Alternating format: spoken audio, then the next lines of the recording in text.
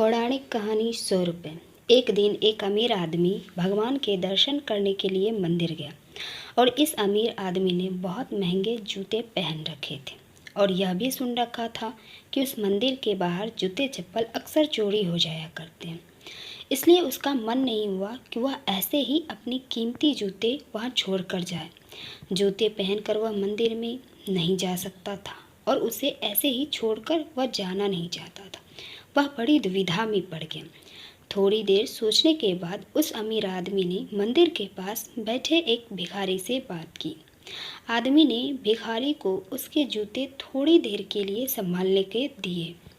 भिखारी भी उस बात के लिए राजी हो गया। पूजा में बैठे बैठे अमीर आदमी के मन में ख्याल आया कि हे भगवान, आपने यह कैसी विषम दुनिया बनाई है। मेरे जैसे कई लोगों को आपने पैरों तक के लिए कीमती जूते बनाए और बेचारे भिखारी जैसे अनगिनत लोगों को रोटी खाने के लिए तक भीख मांगनी पड़ती है।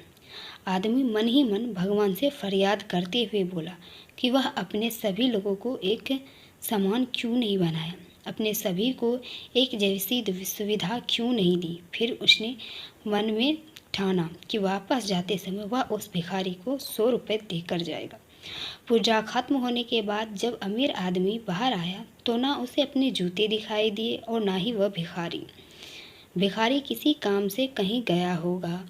इसलिए थोड़ी देर उसने वहीं खड़े रहकर भिखारी का इंतज़ार किया। काफ़ी देर तक इंतज़ार करने के बाद भी जब भिखारी वापस नहीं आया तो अमीर आदमी ने अपने आप को ठगा हुआ महसूस किया। दुखी मन से अमीर आदमी नंगे पैर ही अपने घर की तरफ चल निकला। रास्ते में आदमी ने देखा कि एक फुटपाथ पर जूते चप्पल बेचने वाला बैठा है।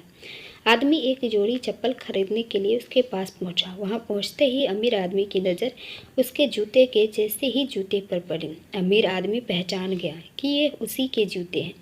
पूछने पर बेचने वाले ने पहले मना किया, लेकिन बार बार पूछने पर और दबाव देने पर माना कि यह जूते उसे एक भिखारी 100 रुपये में बेच कर गया है। अमीर आदमी बिना चप्पल खरीदे मुस्कुराते हुए वहाँ से अपने घर की तरफ नंगे पैर ही चल पड़ा।